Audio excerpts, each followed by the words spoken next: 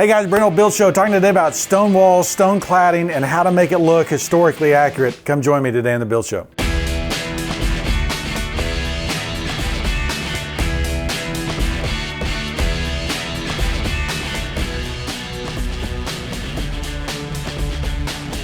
Okay guys, so we're working on the ranch project and we're trying to get the stone right, and literally we've probably gone through 10 samples and we can't get it right. Why can't we get it right? Well, they keep trying to lay up these walls and it looks like a flagstone patio. When did our walls start looking like flagstone patios? If you have a wall like this, right, and then you let's just say you have a window and a window, what ends up happening is these stone pieces that look like they're randomly laid and they end up looking like a flagstone patio laid up in your wall. Why? What happened? Well, historically, if you look at the way walls were laid up, walls were walls. They were solid masonry, okay? Pre-1880, if you had a stone wall put together, right, or a stone house put together, most likely it was made of stone blocks. And so the stone was laid up in like a foundation, okay? And it continued the foundation all the way up to the plate line of the house. What that means is that there was today, what we have is we have a 2x4 or 2x6 stud wall, and then there is a brick ledge over here, and about 5 to 6 inches, okay, is a brick ledge, and then the bricks get stacked up, or the stone gets stacked up here. They come from the quarries in 4-inch widths, okay? Why? Because that means they can sit on this brick ledge and there's a 1-inch air gap in between, and we end up with this stone veneer, okay, on new walls. Now, if I'm doing this historically, okay, then my wall of the house, and if I'm looking at it this way, ends up being built up like this, okay? Now, what's happening is that this stone, let's say, is 12 inches thick, and it gets laid up. And now it's going to be laid up in courses. And so when it gets run across here, and it comes across, there will be rough courses that get laid out, right? And it doesn't get laid up in a random pattern. But if I am building a new house, okay, then one, I can't use a 6-inch block, okay? It needs to be 4 inches. And I can't lay it flat because it would kick in here or it'd kick out here. It wouldn't fit. So I have to turn it up, right? I have to turn it on edge. And if you have random stones like this, naturally they end up looking like a flagstone wall when they're laid up in that pattern. There's a great book called Texas Homes of the 19th Century. And what you have is, as we are looking at the 1881 house, we're looking at a number of historic Texas houses. I'm curious, like, you know, what did a house look like in the early 1800s and how would it have been laid up? And what you see as you look at these houses is that, especially if we look at a house like this gable end here, you know that you can see that there's coursing that's happening here, right? These blocks have been laid up like a stone wall. So these walls are probably 12 to 18 inches thick, and they're made up of very large stones, okay? So these stones are the scale of them is very big, and they're kind of long and thin. Same thing here. It's a much more rubble stone, but you still see this coursing laying out because they're laying up the wall, right? They're building a wall.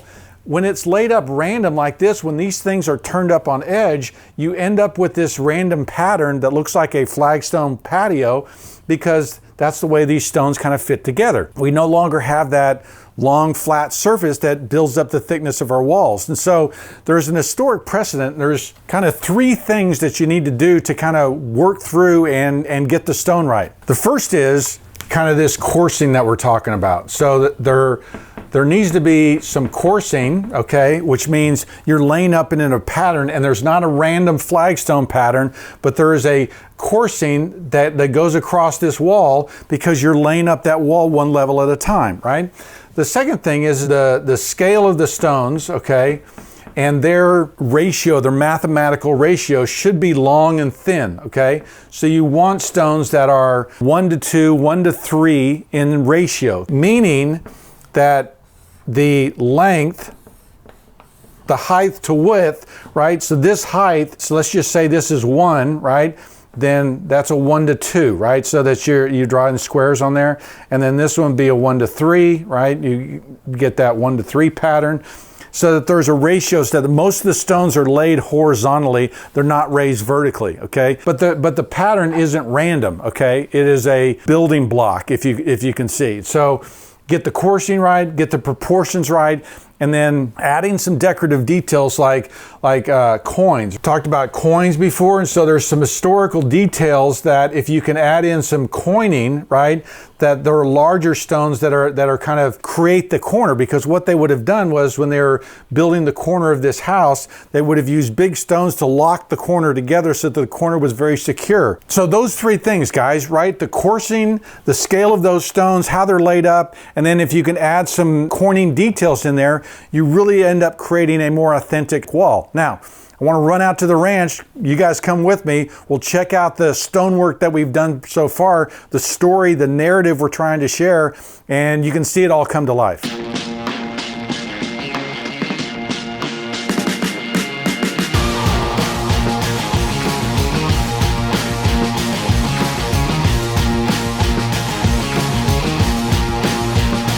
Romeo, come on. Okay guys, so we're out at the ranch, right? And so what you're gonna see is about 3 different ways of creating a narrative, of telling a story, of laying up stone, okay, so that it makes sense. Now, we're cheating here, okay? We are not building a true 14, 16 inch wide wall here. We actually have a veneer in both cases. We have a concrete wall and then a stone veneer on the outside. So what's been difficult for us is to actually create that historic look while still, using modern stone. So the 3 narratives are, the silo, the barn, and then the log cabin, right? So the log cabin was first. It's going to be a dry stack, okay? And a dry stack means that there's no mortar filled in between there. Now, a dry stack would go back to an early type of building where the mortar has gotten washed out over time. So rain and other things, it's been here so long, the lime mortar has been washed out. And so that's why we have this dry stack design, right? That the mortar's way back in the stone and it looks like it's dry stacked. The barn was built next, okay? And so it has these larger pieces, which is what they're putting on this back side, and it'll go up to the bottom of the siding. And so it will wrap all the green board, all the zip board will be this large rocks and stuff like that. And then the silo is a rubble silo, right? There's good historic precedent for that, but you see that the stone sizes are much smaller. You can see the banding where it's been laid up in courses. There's a little bit of movement in that, and it's slurried over the top, right? That there's not clean mortar lines. It's kind of been slurred over. So 3 different narratives, 3 ways of telling stories. Let me go show you the big portion on the back, then we'll go look at the dry stack. Okay, so now we're kind of the larger building part, and what you see the guys doing is they're slurring over the mortar, okay, but you are still seeing clear coursing. You see the proportion 1:3, 1:4, 1:2 on the size of the stone. We've worked very hard in trying to get the color right. We've actually ordered bigger pieces of stone so we'd have larger pieces. There's still going to be some work we're going to do as far as take out some of the smaller pieces, but we're getting really close. This is attempt number 7 or 8. We finally have worked on the color, worked on the mortar, worked on the size and the shape of these things. It's finally coming together. I'm really excited. Let's go look at the dry stack. Okay, so this is the dry stack, right? This is the mortar that's been washed out. Don't love our color. We're going to play around with the color. It's a little bit too dark, really, because everything was built here. The stone that came up out of the ground was used. Should all be a consistent color. And so this is a little bit too dark. We're gonna work on that. But again, we've got kind of this story, this narrative that's taking place, all because of the way we're picking the size of the stone, picking the shape of it, the amount of slurry and mortar. All those things communicate and help us tell a great story in this house. Okay guys, so remember it started here. Remember those samples there on the back with the mortar, the gray mortar that we started with. Then we started working on this sample wall, changing the colors, but playing with the type of coining that we're using, right? This very clean versus very rustic piece, right? And then just the shape and the things that we're working in here.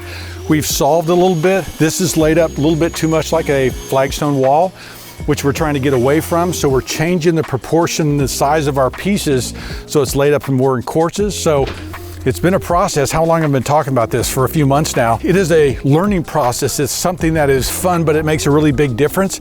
But great stuff going on here. Hope it's helped you as a way to think about, how to lay up a stone wall so you quit laying flagstone patios on the side of your houses. This kind of information is the kind of stuff I'm sharing on my Patreon page, Passion for Craft. It's the journeyman level. I'm sharing my library. This is the kind of stuff that you'll learn on there. So if you're interested in that, please join us. I'm Brent Hull. Thanks for watching.